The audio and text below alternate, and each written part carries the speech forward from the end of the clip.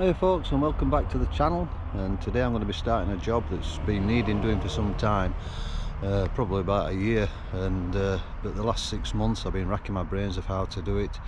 And I made a video about my van build regret, and it was the shower tray. And so I've decided what to do, and we're going to get on with it today.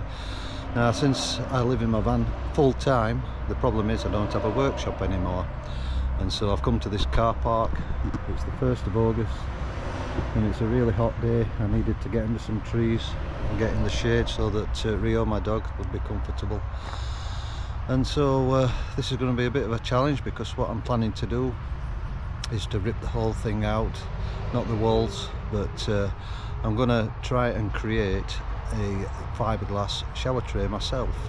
I've never done anything like this before, so it's going to be a massive learning curve for me. I'm a bit nervous about it and I'm going to be without a shower for a while, so I'm going to have to get used to the strip washers, unfortunately.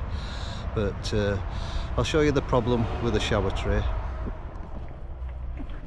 This is a genuine Thetford shower tray, and I've put some clear tape over the top here to try and just seal the cracks. It's cracked all over the place. They seem to emanate from these raised points here.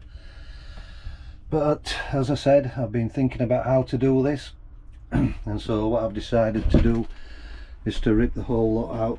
I'm going to get shut of this toilet, this Thetford electric flush toilet, because that it does tend to smell, especially when you're driving about and things are sloshing about a bit. So I want to get that out. And one of the problems I have living in the van all the time is thinking about where I'm going to empty it. So I'd like to negate that problem, and so I've gone for a different kind of toilet, which I'll show you later. So the first thing to do is to get the toilet out.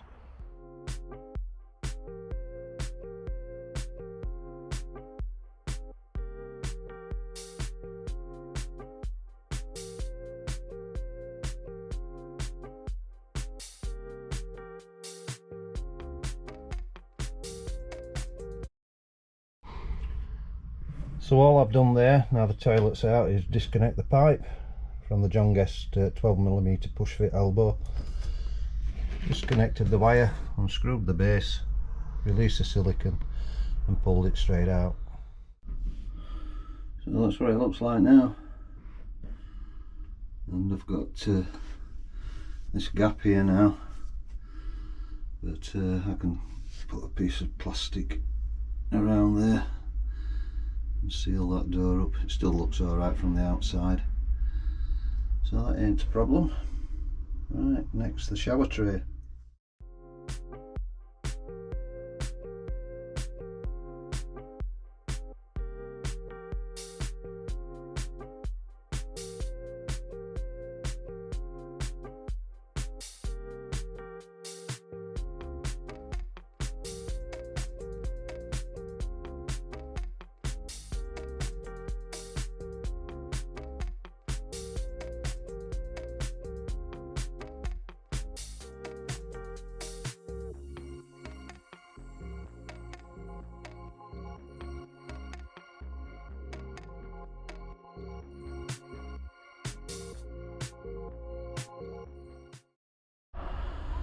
So there we have it.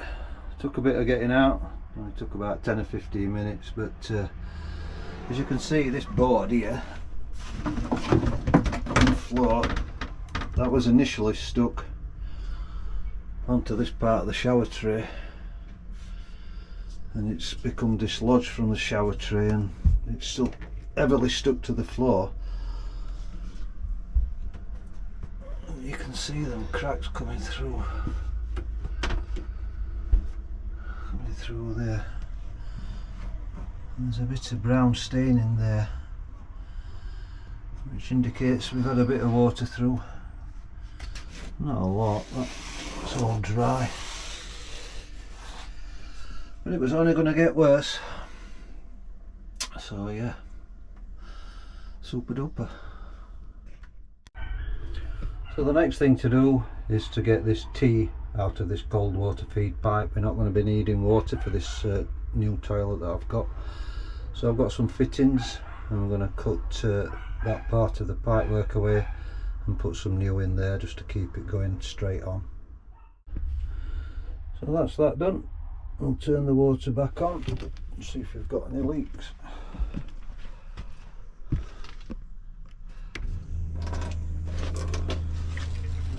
Turn that off. Better turn that off as well.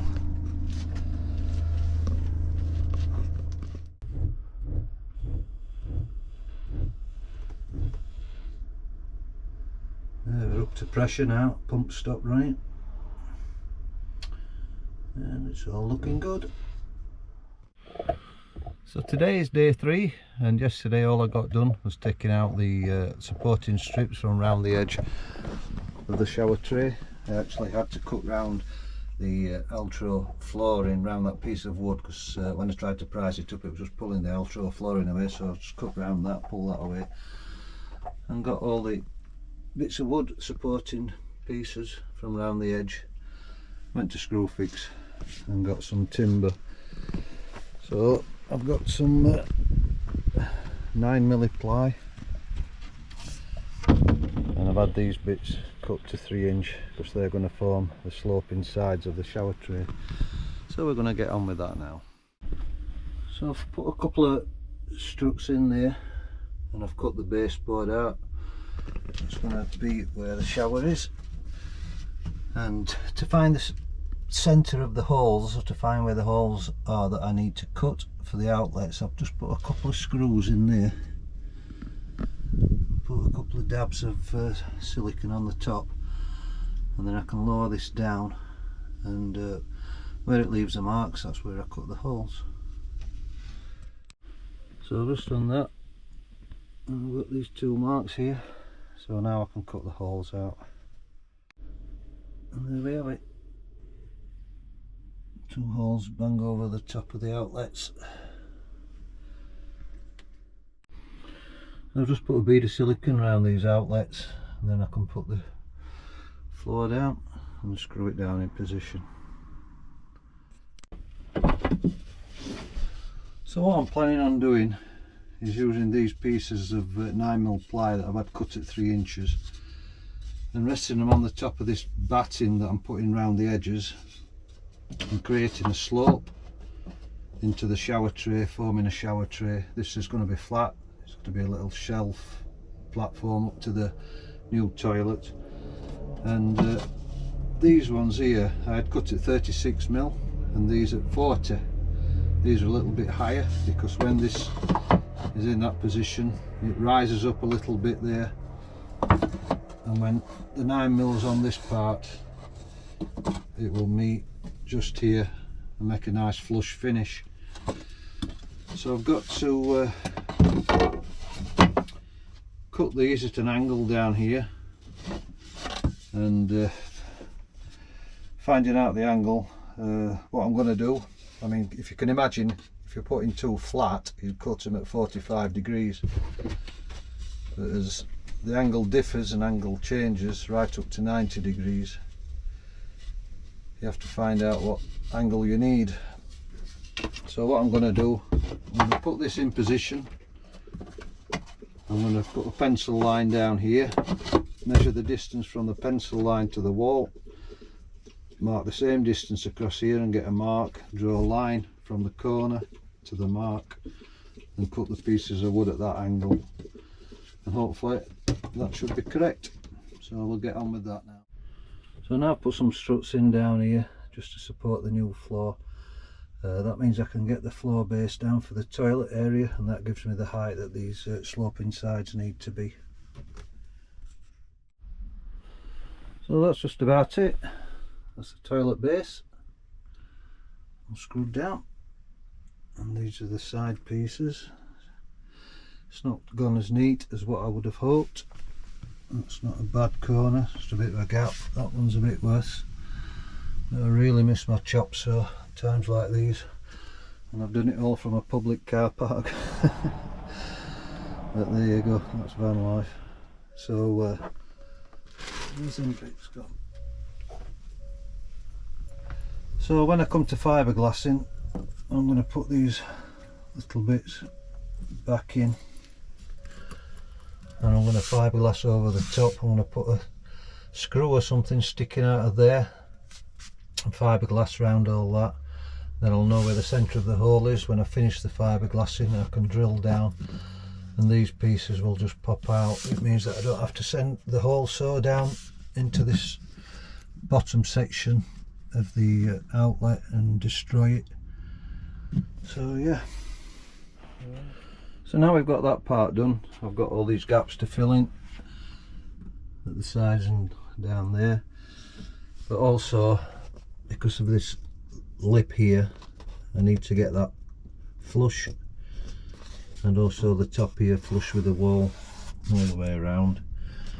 So to do that, I'm going to use some car body filler, and it'll go off pretty quickly, which will allow me to carry on without having to wait for something like silicone or whatever to dry. So I'm going to get on with that now.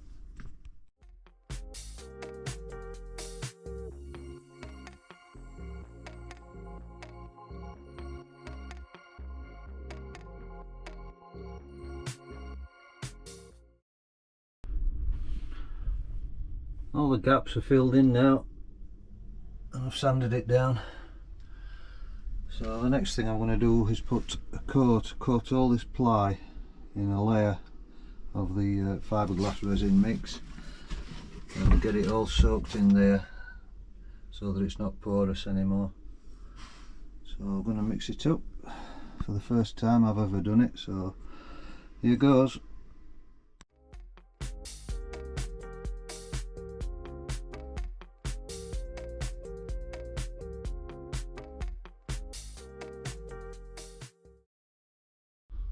I've left that to set overnight, and I'll show you what I'm using, the resin for this job. So this is a polyester resin, blue in colour, and the oh shit, right, I'll pick that up in a minute. This is a methyl ethyl ketone peroxide, and that is the hardener, and you mix it 2%, so I'm using syringes to measure it out. And then the first coat, I've got this really thin sort of base layer. It cuts really easy with a Stanley blade or tearing. If you want to get a straight edge, you use a Stanley blade. So I've put a layer of that down, if you can see that. And there I've put the screws in. I just cut up the edges and just folded it over. I put one piece in the bottom and then a piece in the top, and just folded it down there. So I'm going to mix some stuff up and start doing this.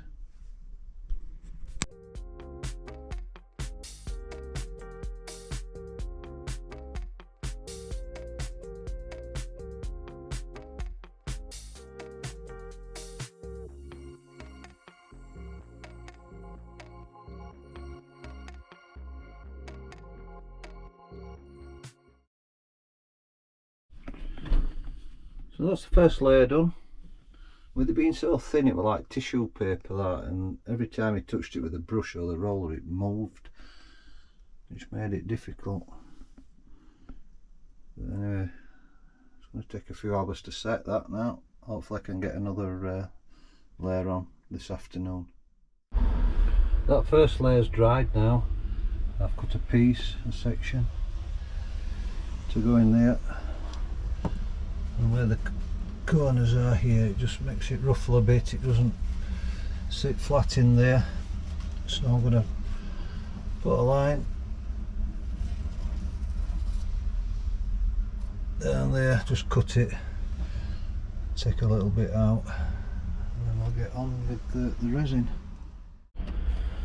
In fact, you don't need to cut a little bit out. Once you've cut it, it just folds into place. I finished lining this out now with the first thick coat of fiberglass matting, and I've done it in 3 pieces. One for the base, this little bit here, and then the top part.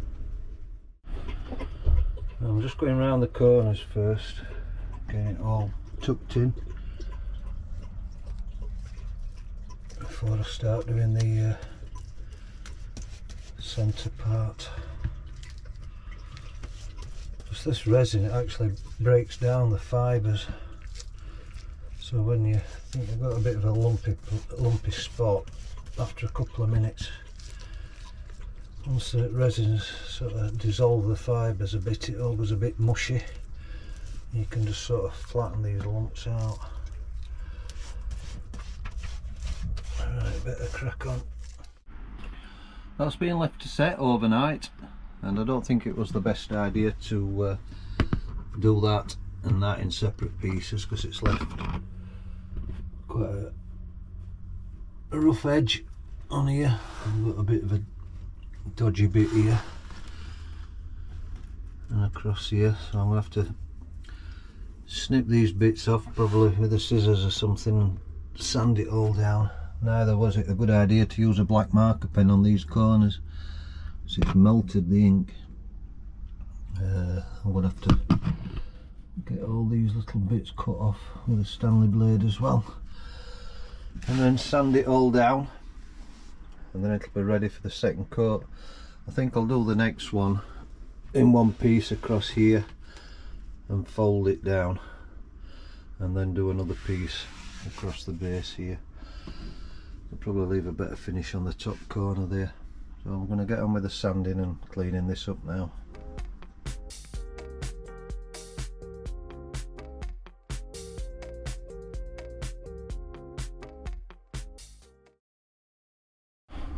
That's the second lot of matting cut. As I said, I'm doing this in one piece. Right, I'll go and mix some stuff. So that's done. I've just been round with a roller, and I wish I had cut this piece separately, because I've been battling with an air bubble that got caught all the way along here, because it got trapped in the corner, and I was really struggling to get it out, and I don't know if I have, to be honest. So next time I would do it in separate pieces. Okay, we'll leave that to cure overnight. This is going to be the last coat that goes on, the last layer, and this will be the fourth layer. The first one was the really thin tissue paper like stuff, and then the two really thick layers, and then this one is thinner, so that it provides a smoother finish ready for the top coat. And this time I've made this upstand piece separate, so that I don't get any air bubbles in it again. So I'm going to get on with that now.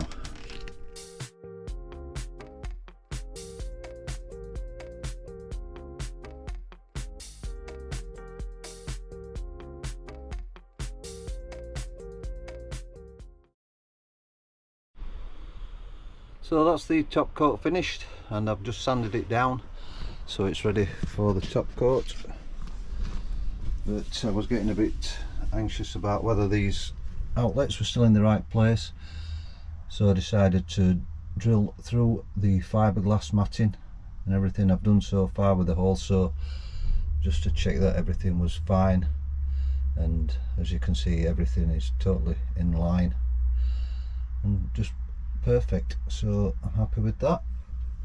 So this top coat, which is this stuff here, it's also known as flow coat, and you mix that 2%, same as you do the resin. So I've got these 1 litre tubs, and to get the 2%, if you have half a tub or half a litre, then you put in 10 millilitres of the hardener and mix that in, and this just goes on with a brush. So I'm going to brush that all over, and that'll be it. That'll be the final coat. I'm going to mask round first so they can go right up to the edges without worrying about making a mess, and that should be it. I've been at this over a week now, and I'm missing my shower, and I just want to get it finished, so we're going to get started with this.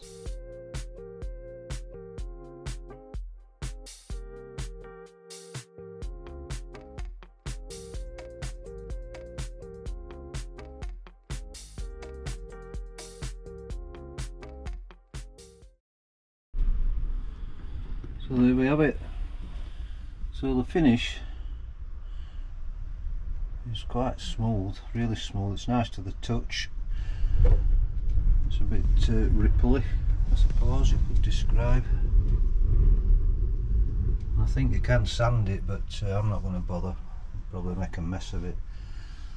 But I had to mix 2 lots of this flow coat. The first lot started going lumpy, so I had to stop using it and mix the other half to finish it off. But yeah, it does look nice. So I suppose the next job is to get the waste outlets in there.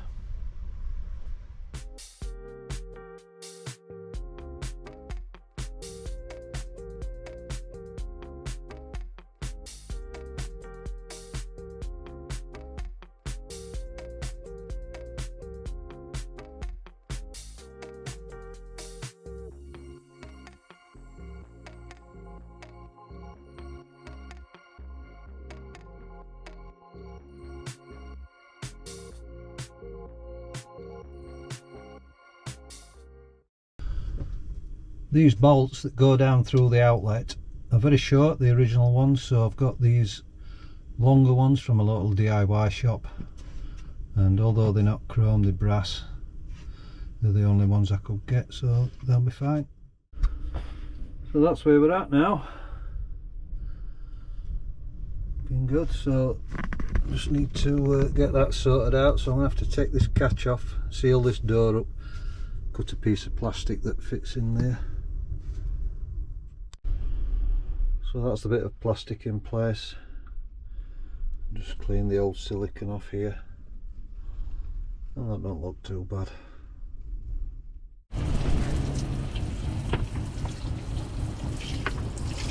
So there we have it, all finished.